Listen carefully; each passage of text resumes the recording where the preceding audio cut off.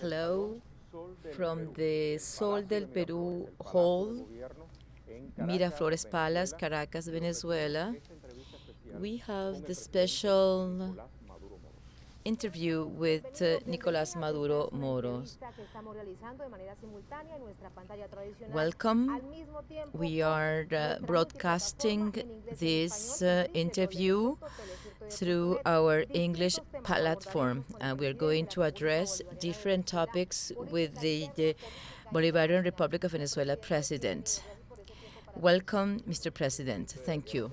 Welcome to the House of the Venezuelan people from this hall where we have Simon Bolivar, our liberator and the liberator of America, Sucre.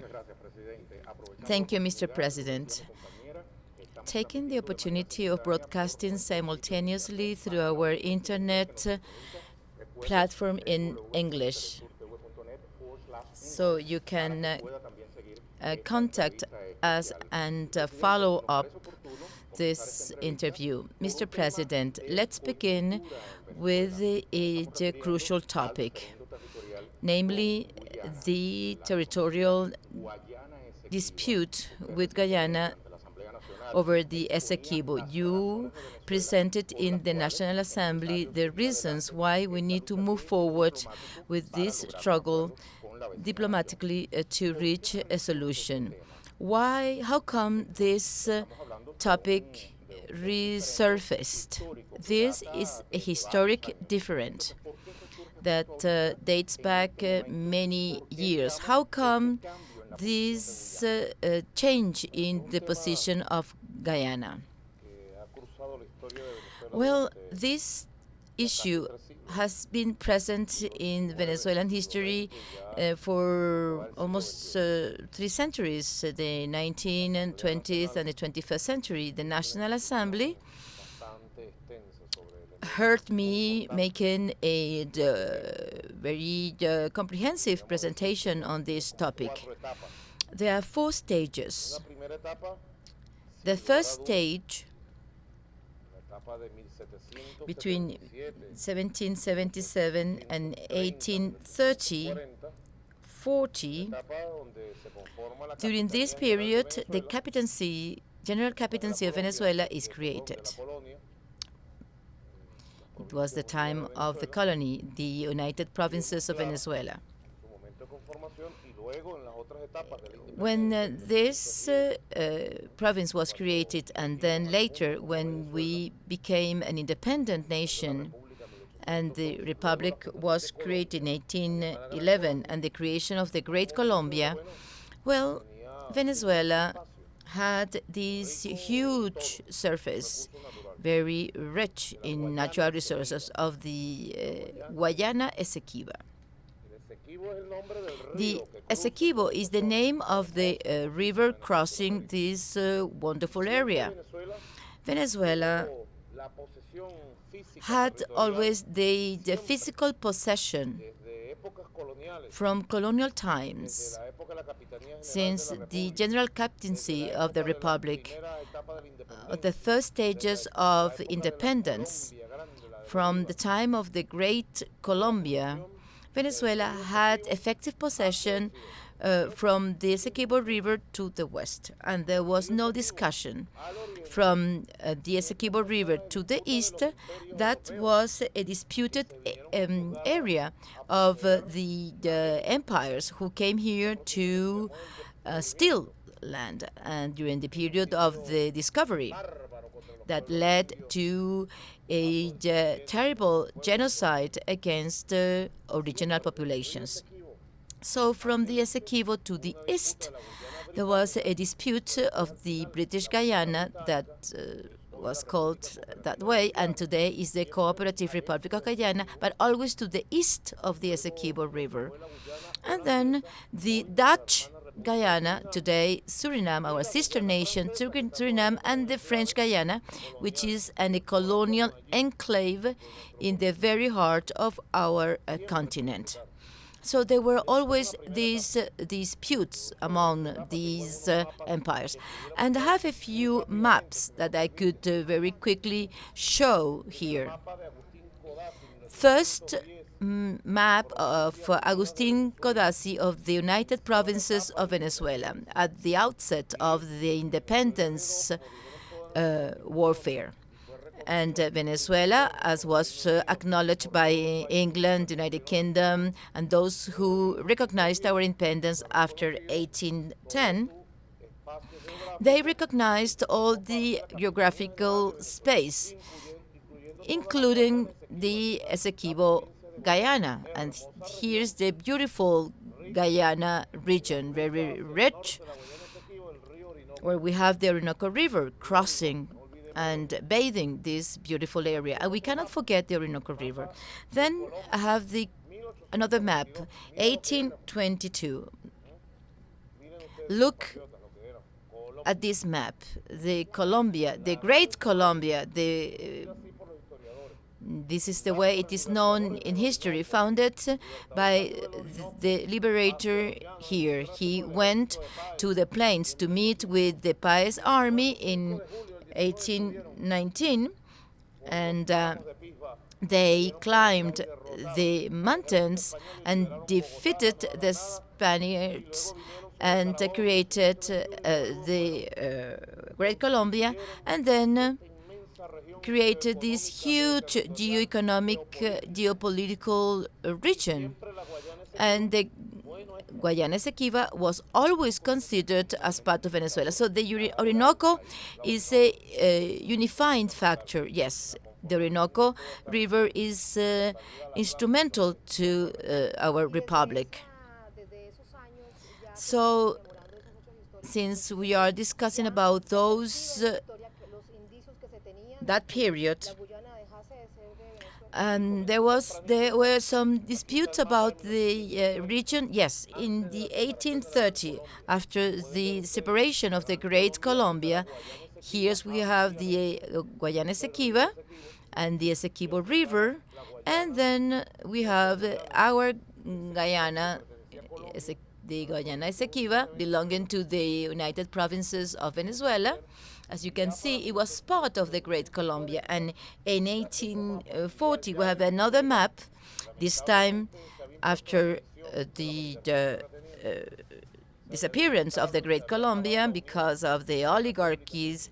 And it was the end of this project. A war existed between warlords to use the land and to appropriate the wealth. And what was born as a power was disappeared. And then here we have a map of 1840.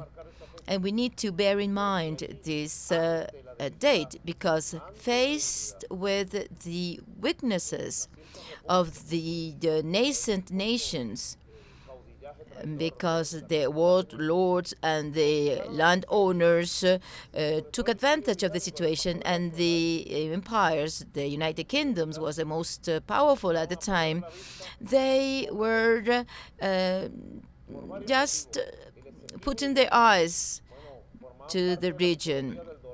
And this region was part of the El Dorado mythology, but because there were many gold mines, and the Orinoco was already considered by planners, geographers of London. They considered already the Orinoco as a main communication channel to make inroads into Venezuela. So through the Orinoco, to reconquer Venezuela, and even more, they were having in mind the Meta River to go towards Colombia. So the early vision of an empire with this eagle ambition, and who were very interested, and then tried to grasp the Guyana and beyond the Esequibo Guyana. The Guyana is an indigenous word, the land of water, And this area goes beyond the Esequibo. But so far, we are talking about the Esequibo region. So this date is key. It's a turning point. 1940. 1935-40.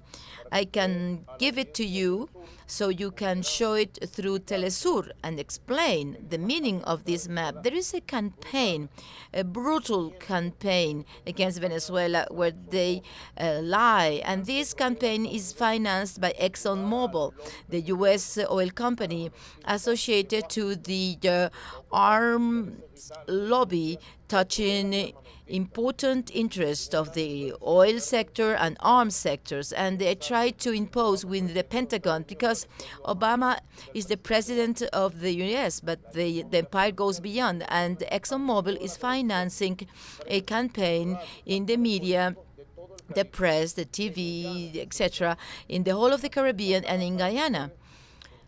In this room, we have Mrs. Ratia, our ambassador to Guyana. She has arrived from Georgetown, and she was just telling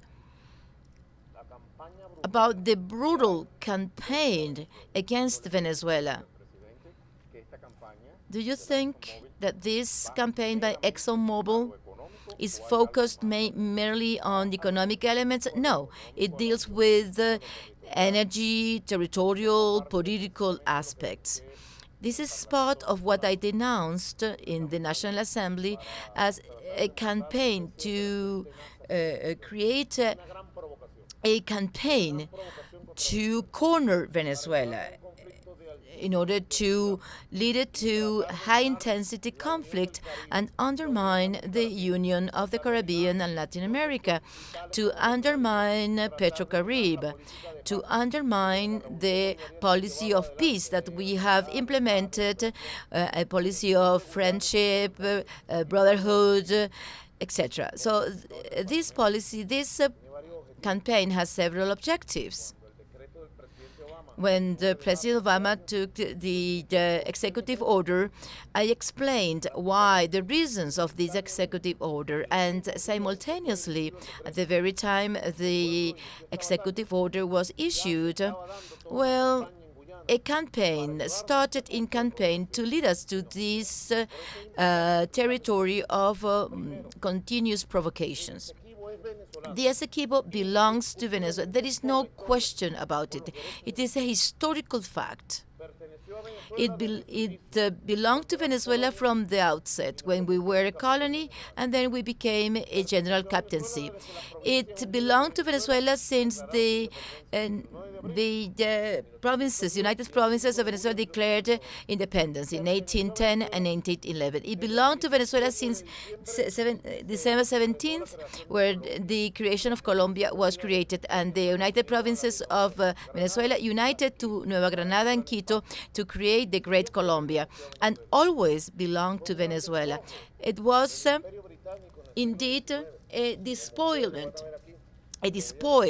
of Venezuela. I'm going to summary it very quickly for those following us in English and French, especially our friends and brothers and sisters from the Caribbean. So we have this chronology. First of all, in 1824, the recognition line drawn by the empire when they acknowledged the existence of the Great Colombia and then of Venezuela as independent republics. The United Kingdom, the empire itself, acknowledged that the eastmost border of Venezuela was the Esequibo River. And this is very clear here. It marks the region in a very clear fashion, and they acknowledge the existence of the Guyana Esequibo as Venezuelan territory. And the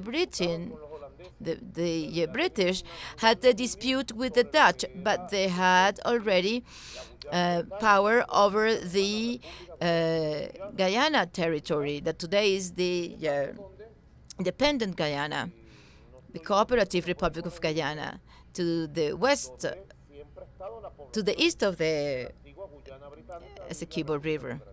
So the Esequibo was not occupied by them. The Esequibo is a forest area with special conditions and is sparsely populated. Recently, it's been populated with mercenaries, paramilitary groups to control some mining resources. In 1835, we start with the despoil. This despoil started with the first Schomburg line. The United Kingdom appointed David Schomburg, a German geographer, Prussian, who came here less as a botanist than a spy. And he conducted a physical survey of the wealth of the region. And in his report, it's a pity we do not have time to elaborate on this Schomburg report, because it tells to the Queen the wealth of the Orinoco and the importance of the Orinoco, and how from the Orinoco, given the weaknesses of Venezuela, they can then exploit all the wealth of the very heart of our homeland. So Schomburg, with his imperial vision, wrote this in his report. And Schomburg, he doesn't dare to go beyond, but this is the first Schomburg line in 1835. And this appears in a British map. And see this despoil. It appears in London as the capital of the empire. And some empires think they own the whole planet. So we see the botanist plan, map, and the threats of war. All those things came together. Then the second Schomburg line, 1840, and they go make inroads into the Esequibo and then despoil 140,000 square kilometers. This line that you see here, from the Roraima up to here, to the Punta Playa. This line, from this second line, how does it work? To publish a map in London and then declare this territory as part of the territories of the United Kingdom, of Great Britain. So that's the second Schomburg line here in purple. And a number of reactions occurred of the governments of the time rejecting this line. In 1850, there are diplomatic notes exchanged between Great Britain and Venezuela. And in hindsight, I can say it was a mistake as a result of the lack of patriotism of those elites, because they give up their right to claim this territory and postpone it to the future. So that was an imperial despoil. And then the second Schomburg line, which is the most daring line, the Schomburg line. And here we see it touches key and historically territories belonging to Venezuela, like Callao, Huasipati, and it goes close to the Guri Dam and even close to Puerto Ordaz. It surrounded the Puerto Ordaz town.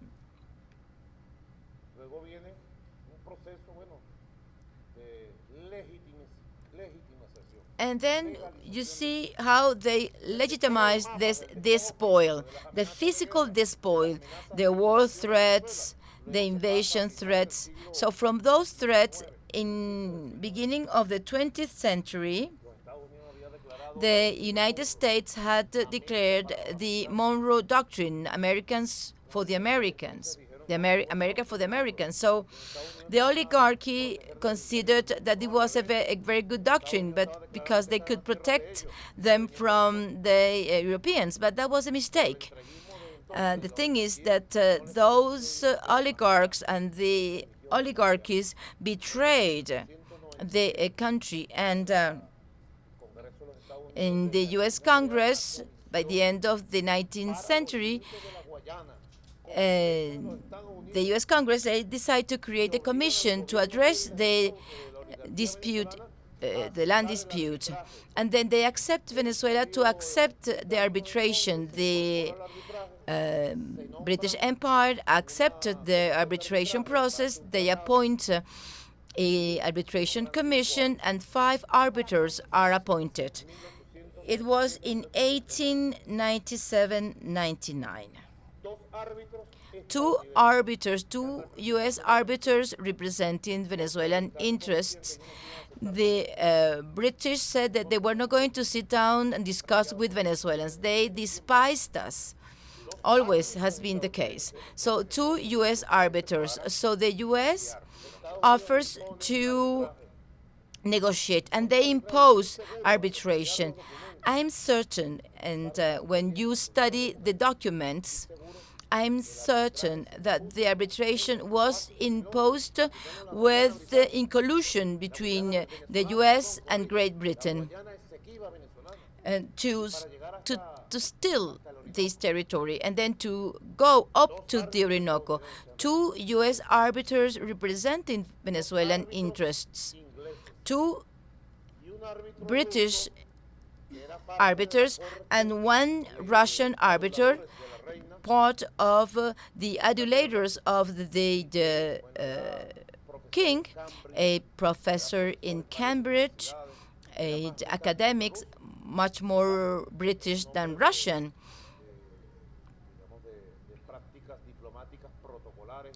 A diplomatic person and a diplomat raised in England, and they met in Paris. And were Venezuelans present there? No.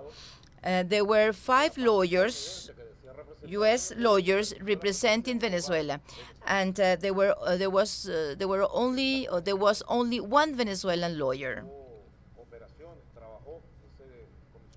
So the arbitral commission worked in 1899, and October 1899, they ruled totally null and void, totally partialized, despoiling Venezuela of the territories that historically belonged to it, of the Guyana Esequibo.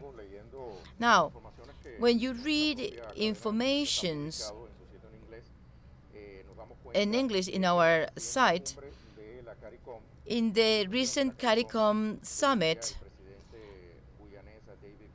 Mr. Granger, Guyanese, he said, Venezuela was fixed 116 years ago.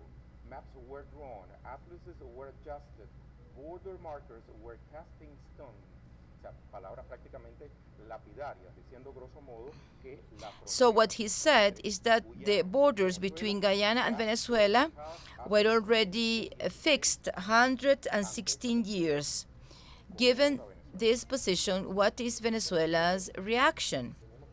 Well, we regret deeply in Latin America and the Caribbean that in Guyana, Mr. Granger, the newly elected president, has come to provoke Venezuela. He is an agent provocateur.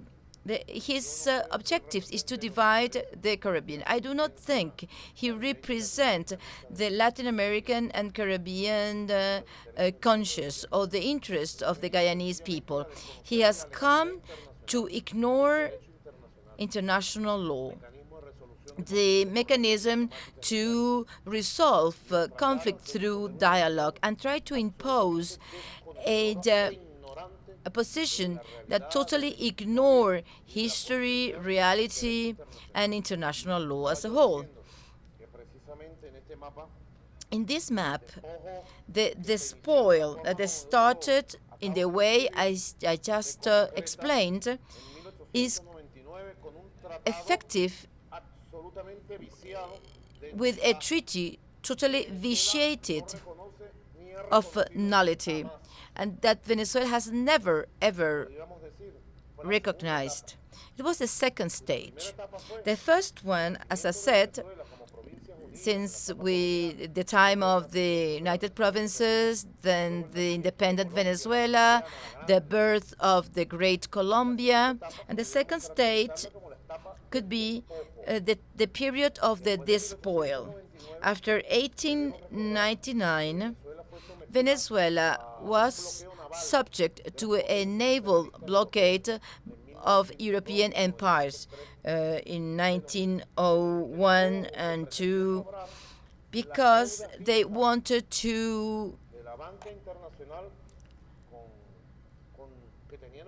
recover the debts incurred during the independence period.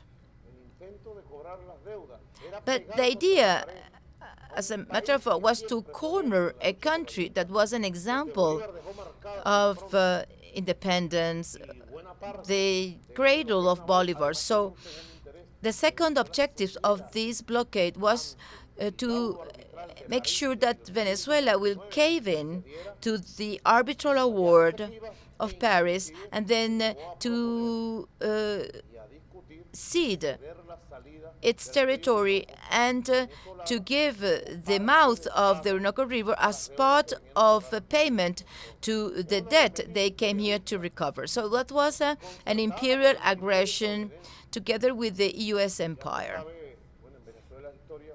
It is well known, and what Cipriano Castro did while he was president to reject the insolent aggression of foreign powers. Venezuela had always to react very quickly. And then the diplomatic mechanisms were triggered. What happened at that time? With the arrival of the 20th century, we have a new stage, the period of denunciation of the null and void character of the Paris Treaty in 1944, 45, 49. One of the arbiters who took part in the Paris Treaty, a well-known a person in history and in the process, and as an international law firm, this arbiter took part as one of the arbiters in Paris. And before dying, he wrote, his name is Severo Mallet Prevost. Before dying, he wrote a confession to be published after his death. Confession to be published after my death. And there very clearly, and this is part of the litigation and the allegations by Venezuela regarding one of the participants in this arbitral award. He said, and I quote, "If it is true that in decision of the tribunal gave to Venezuela the most important areas to Venezuela from the strategic point of view, such as the mouth of the Orinoco, that he considers this as a concession to Venezuela. But the Orinoco belongs to Venezuela. It's like they give us Caracas and Valencia. I mean, it is crazy, because the Orinoco mouth belonged to Venezuela. If the tribunal decision gave to Venezuela the most important area under litigation, such as the mouth of the Orinoco River, this ruling was unfair with Venezuela. And it despoiled it of a very vast and important territory over which Great Britain, in my opinion, had no right whatsoever. Then this is the beginning of a great litigation process We have, after that, several dictatorships, military dictatorship, but also civilian dictatorships. In 1962, with Marco Falcón Briceño as foreign minister, Venezuela presented the proofs to the UN. And then a process started, and this is the third stage. This coincided with the fight for independence of the Cooperative Republic of Guyana. It was the beginning of the decolonization process. So those debates occur in parallel with the decolonization process and the signing of the Geneva Agreement. After several years of debates, discussions, legal, diplomatic discussions and debate, the Geneva Agreement is signed in 1966. Now, what does it mean? What's the content of this agreement? This is the conclusion of a long period of claims of Venezuela on the Esequibo. And as a matter of fact, the Geneva Agreement acknowledges that there is a dispute that was not settled in 1899. Mr. Granger, when you see this video, please check history, because with the signing of the Geneva Agreement in 1966, the British Empire, who tried to despoil Venezuela of the Esequibo, Guyana, acknowledges that this remains a disputed fact that has not been settled. Now, who signed the Geneva Agreement? It was signed in February 17th, 1966, and it is published on April the 16th, 1967, in the official gazette of the Republic of Venezuela, today Bolivarian Republic of Venezuela. This agreement is signed by the Foreign Minister of Venezuela, Iribarren Borges, Secretary of Foreign Affairs of the United Kingdom of Great Britain and North Island, Stevens, and Forbes Burham, who later will become a major leader in Guyana once it becomes an independent republic, a prime minister of the British Guyana, prime minister of the colonial government. So these documents means that they acknowledge that the dispute is pending, that these territories remain in dispute, and this Geneva Agreement establishes the mechanisms based on the UN Charter, bilateral mechanisms in the framework of international law to resolve these pending issues. This is therefore the third stage that culminates with the signing of the Geneva Agreement. And today, regrettably, the current president of Guyana, who has a clear plan to provoke Venezuela to challenge us, who despises history of Latin America and the Caribbean, who despises us, absolutely despises us, who is spearheading a campaign in Guyana and the Caribbean against Venezuela and against the Union of Latin America and the Caribbean. David Granger has done the most serious things anyone can do, which is to ignore the Geneva Agreement.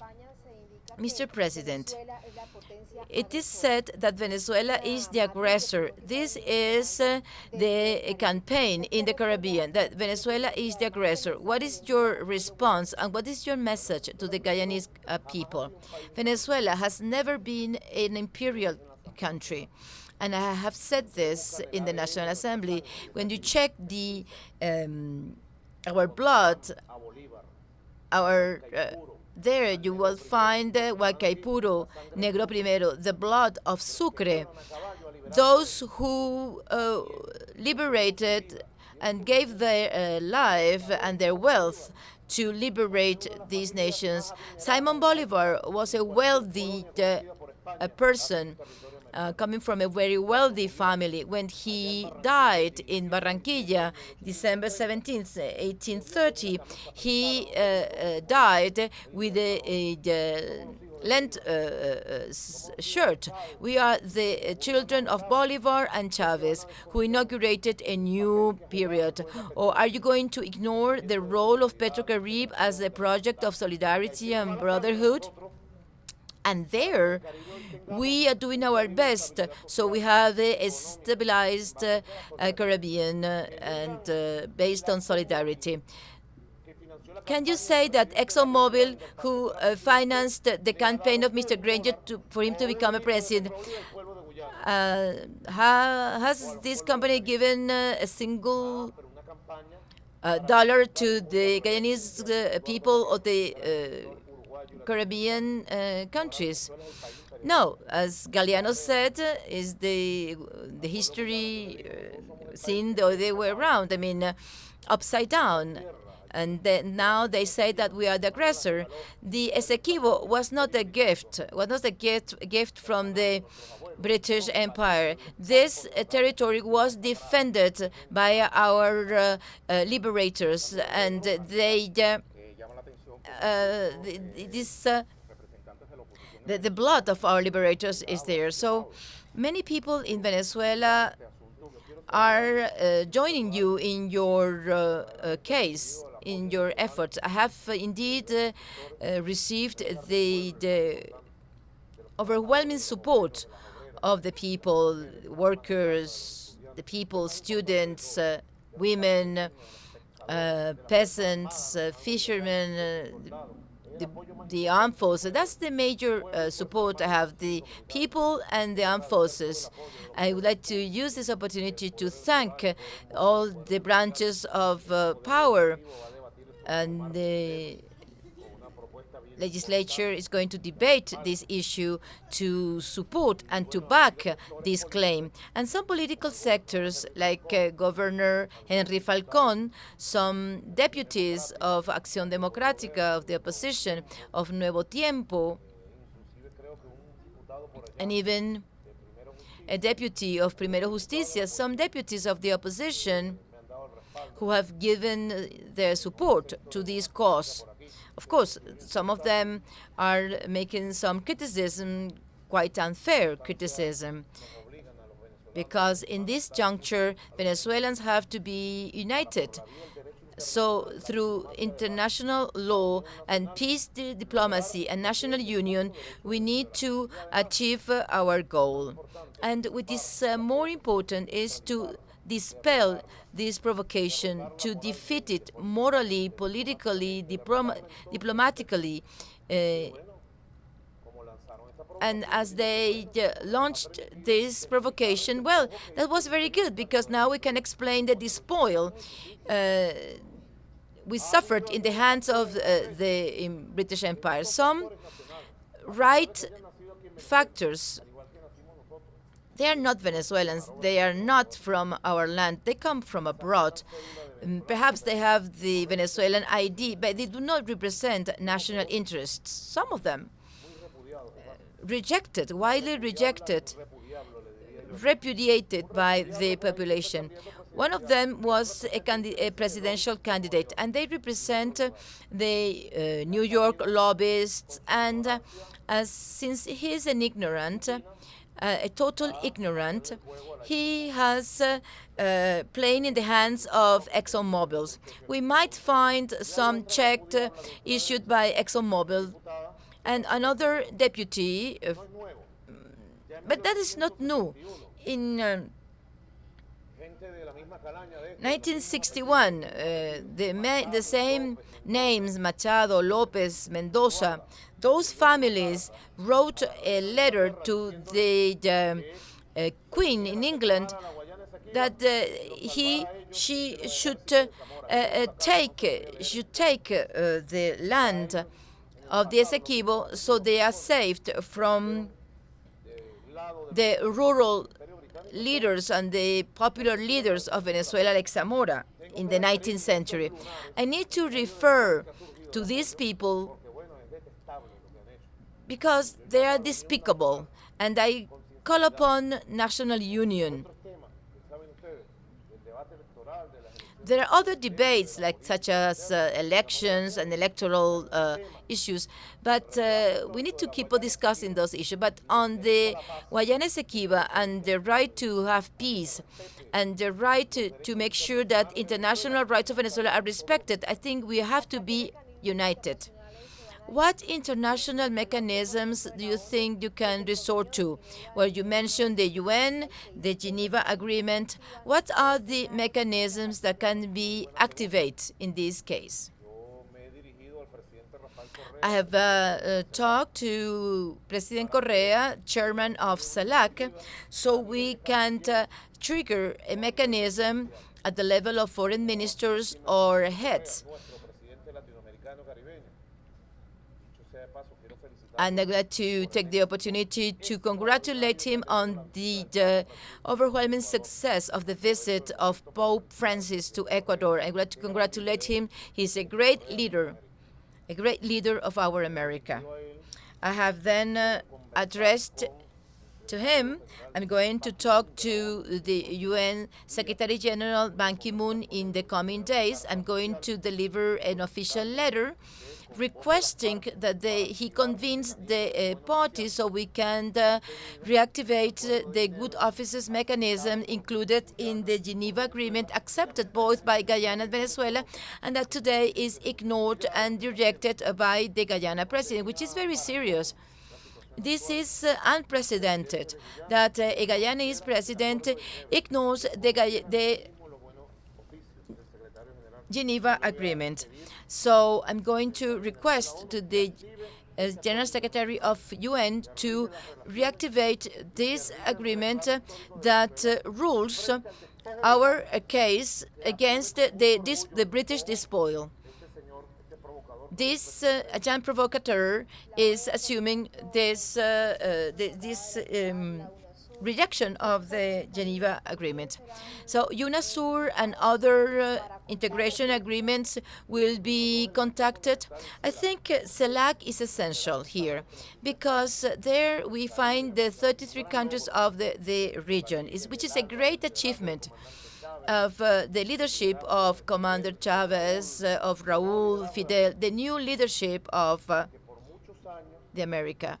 Because for many years, there were many intrigues and mistrust in the region, and our brothers and sisters from the Caribbean didn't see with good eyes our brothers and sisters from the region and from the rest of the continent. And in Latin America and South America, many governments, brothers and sisters, didn't see with good eyes the Caribbean. So we were able to achieve a rapprochement to create CELAC, and this is a great space. Also, based on this international agreement, which is compulsory both to Guyana and Venezuela, is the UN. Since we are talking about the UN, for a few minutes, we would like to leave the America's frontiers and then address other topics that interest our followers, and to know what you think about those issues. One of those has to do with Greece. Can we talk about Greece? Well, I was talking to Prime Minister Tsipras 2 days ago. It is admirable to see the courage, the vision of this young Prime Minister. He was burned in 1971, and he's also left-handed. He was born 20 years after Commander Chavez, the very same day. So I think he's trying to fight for the best for his country. He doesn't belong to any financial group or economic group or multinational company. He is a self-made man, and their campaign during the referendum was incredible, and they won with 62% of the vote. And I'm those who voted against, they did it out of fear. There was a brutal media campaign. The banks were closed. The people could not draw more than a given amount of euros. I followed this through the media. There were some problems with some items, distribution of foodstuffs, etc. The gas stations were closed, etc. So when they realized that 62% voted against, they were amazed. In Europe, for 50 years, I've never won with such a high percentage any elections. Didn't expect it. And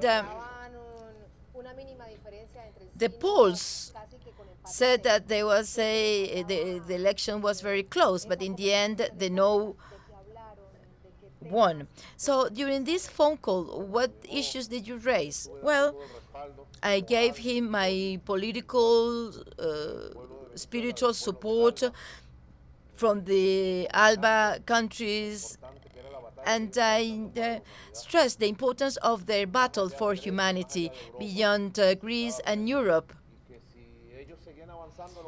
And if they move forward, humanity could have some hope. We talked about a future visit to Greece. We have several energy agreements. Any date to go there? Well, currently they are focused on resolving the crisis. We have several energy agreements, tourist agreements, commercial accords, cultural, educational agreements. We're going to deepen our relations with Greece. Alexis Tsipras told me this. I was very thrilled when very moved when he said so. This referendum, he said, reminded me of the recall referendum of Commander Chavez. That's what he said? Yes, indeed, that's what he said. And the impact it has on the world and on the Venezuelan process.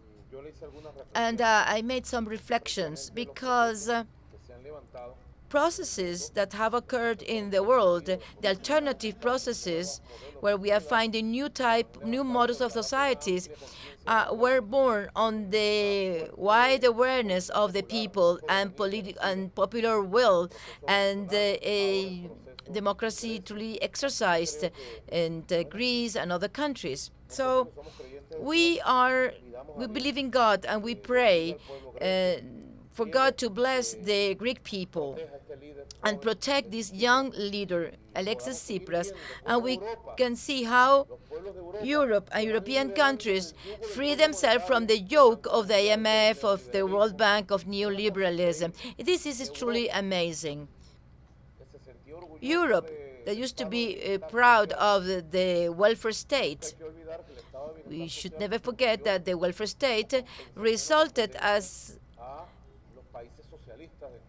to compete with the socialist countries of the time, but it was a great conquest. So Europe cannot cut pensions, half pensions and half wages, and privatizing the culture, education, etc., health. I mean, this is not the path ahead.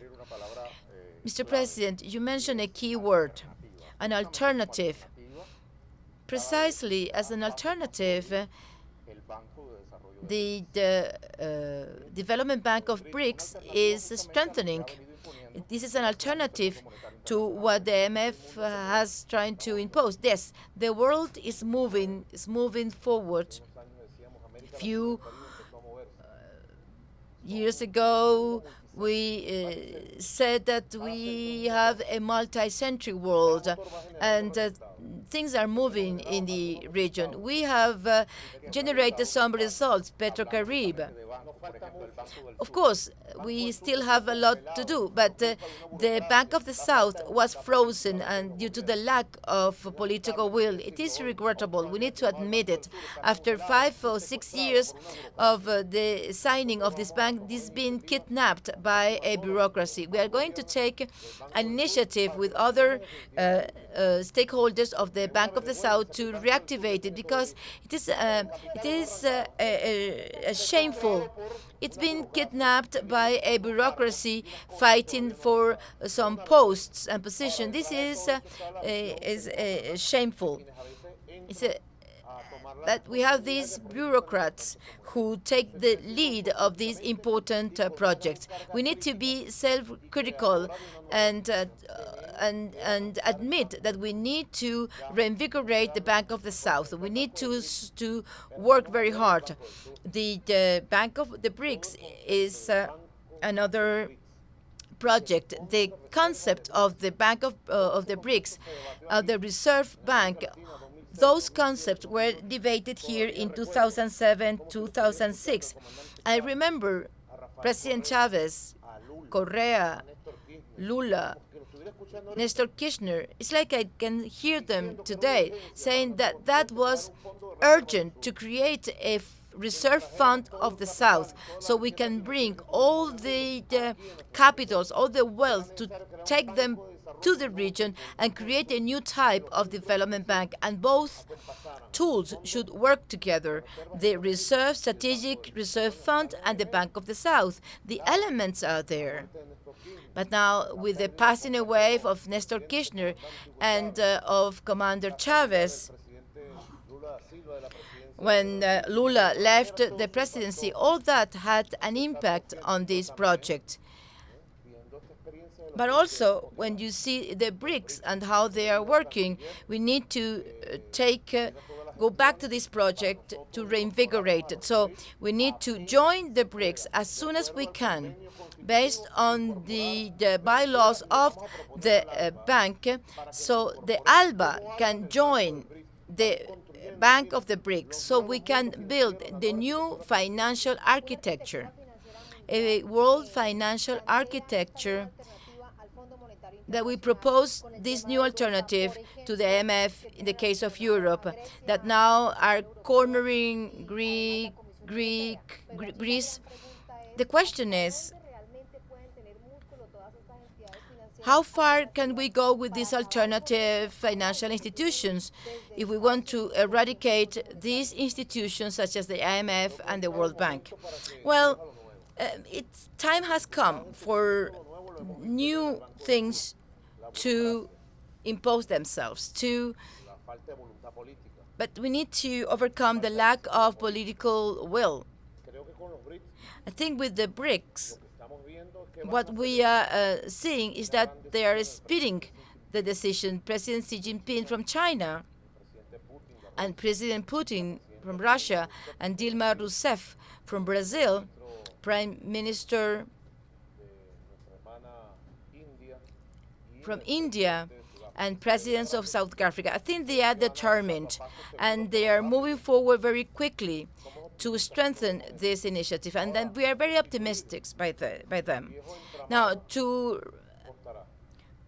replace the oil structure is difficult, and see the price Europe and Greece are paying, high level of unemployment, 25%.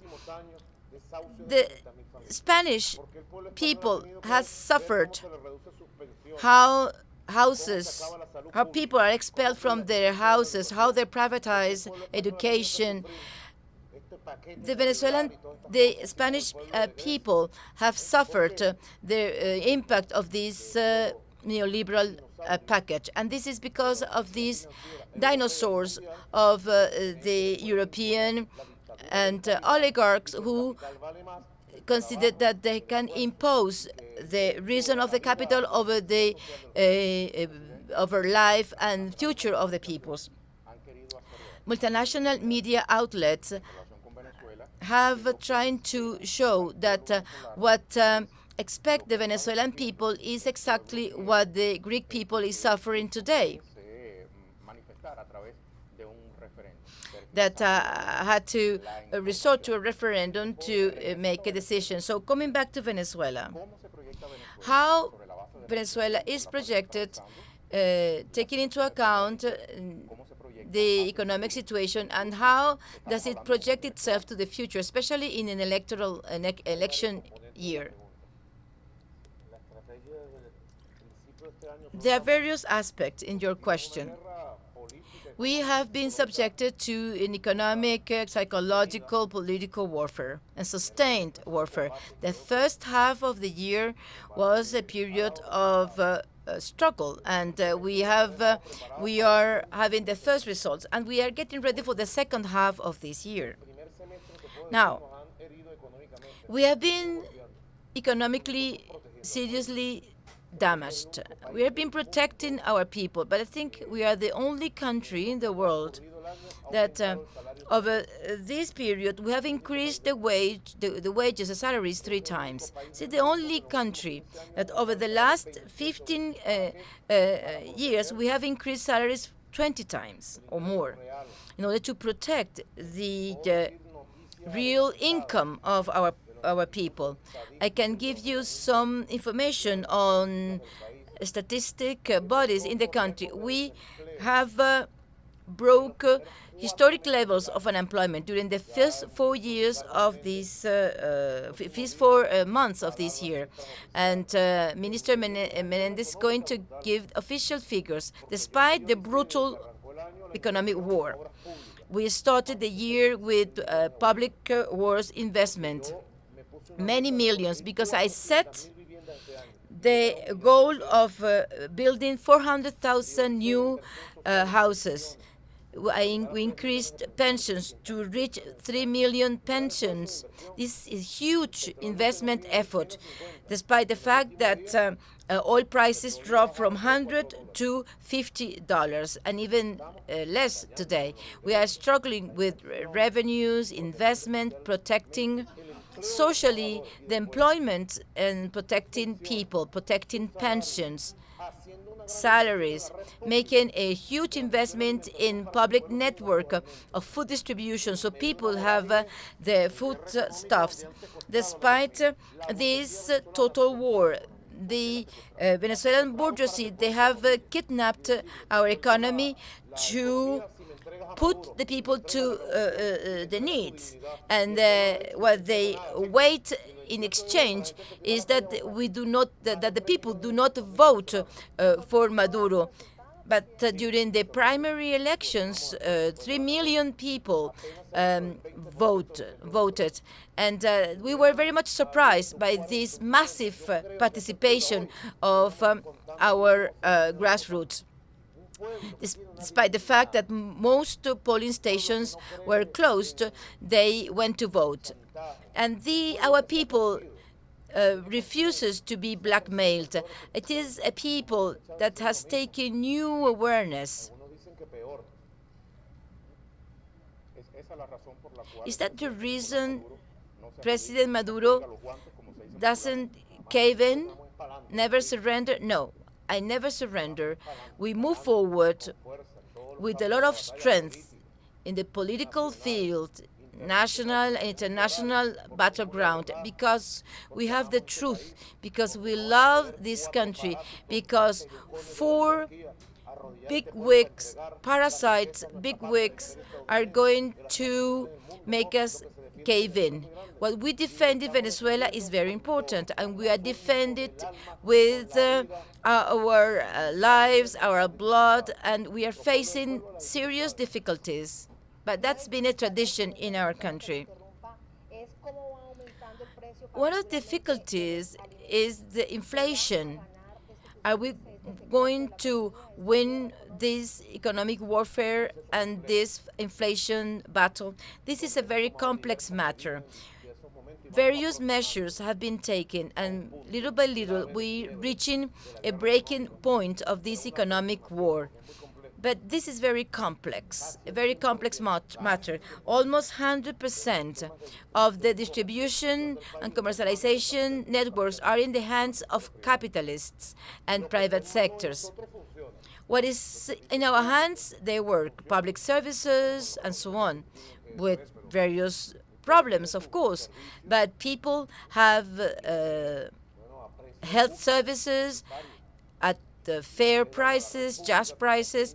If you see the public network of food distribution, you find the food product at just prices. However, this campaign to conceal products, to violate just price decisions, well, we are getting closer to that break point.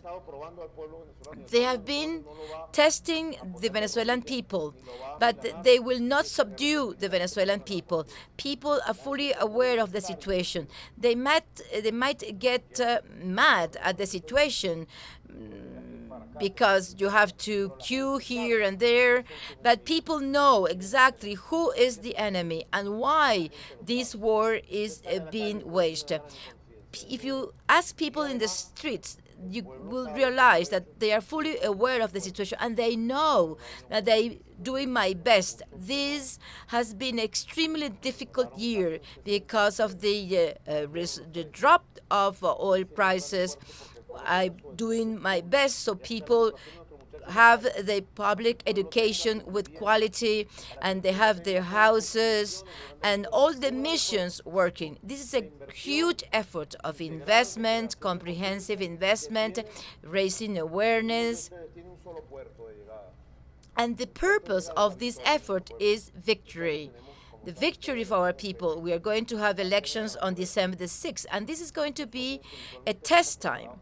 And we are ready for this, and we are warriors. When the National Electoral Council says you are ready and time to go, you will see our campaign, and the people, the conscious people, will beat you fully, will beat you totally. It will be a total knockout to those who have waged this economic war, those who have betrayed national interest, those who have backed the executive order of Obama, those who have been against me because we want to recover the Esequibo. So people know who are the enemies here. We're about to finish, Mr. President. You have mentioned President Barack Obama. Could you tell us about the diplomatic contacts? We saw Foreign Minister talking to Thomas Shannon meeting in Haiti. Could you please tell us about this new stage of relations? Well, I have a journalist who looks very much like President Obama. The thing is, he's nicer than President Obama. I think that this diplomatic channel has been a major achievement to have a different type of relations with the U.S. I'm betting on an improvement in diplomatic relations, and sooner or later, the U.S. as a whole, they will they recognize Venezuela and the Bolivarian Revolution as a reality. What they have done with Cuba, they have acknowledged a reality in Cuba. Of course, they pretend to recover Cuba through other means, and that will always be the case. If they are in an empire during this period as an empire, they will always try to make Cuba a different country. But Cuba, 56 years later, we see the Cuban people standing firmly with its culture, happiness, and Venezuela is here. And Venezuela stands firm. I've been following very closely the events. In this very room, I've met twice with Thomas Shannon, long meetings with Thomas Shannon. This is a lucky hole because here we have the spirit of the liberators. And I bet on the success of this diplomatic channel after meeting with Mr. Obama in Panama. And sooner or later, they will repeal this executive order threatening Venezuela, and then we have regular relations, and that's essential. Do you have an agenda? Yes, many issues have been put on the table: the size of the embassies, the role of embassies, the respect of international law, the possibilities of joint work with Petrocaribe, and the huge progress made in the region to foster peace in Haiti and economic recovery. Some people are working. What truly matters is that let's hope that these diplomatic initiatives that has been taken between President Obama and myself bear fruits for future governments. That's what truly matters, that we can normalize the relations with the U.S. from the socialist, Bolivarian, Chavista Venezuela. They cannot ask us to give up our Bolivarian values. We are very proud of our history. They cannot ask us to be something else, someone else. No one can do that. We are what we are, and we continue moving forward as we are during this 21st century. The Bolivar project has arrived. Mr. President, we'd like to listen to your message, not only to the workers of teleSUR, but all those who follow teleSUR. Why? Well, because July is the anniversary of teleSUR. And in this celebration, we have the celebration of the 10th anniversary of teleSUR. Yes, on July the 24th, the very same day of the birth of Simon Bolivar. So I'd like to congratulate the founders of teleSUR, Patricia, its president, the technical people, cameramen, and brothers and sisters who have made possible this project and the existence of teleSUR. Commander Chavez was right. I heard him when he mentioned this to various Latin American leaders and Caribbean leaders. We have to do it. It was very similar to the Bank of the South. Some leaders said, no, let's wait a little bit, Chavez. Chavez said, no, we cannot wait, because otherwise this won't be done. So see the result of the Bank of the South. In the case of teleSUR, Chavez said, let's do it. Let's do it. And teleSUR is a reality. And it is a major communication phenomenon of the last years, and more than 10 million viewers. And teleSUR is the voice of truth and hope in the world, and it will remain so in English, Spanish, Portuguese, Arabic, etc. teleSUR will grow in the future, will continue growing. Thank you very much for your kind message and this interview. There are other topics that we may raise in the future. Thank you very much. Thank you very much to the viewers of teleSUR for joining us during these special interviews. To the viewers of teleSUR, and thank you very much. We are the information signal of Latin America. Thank you very much.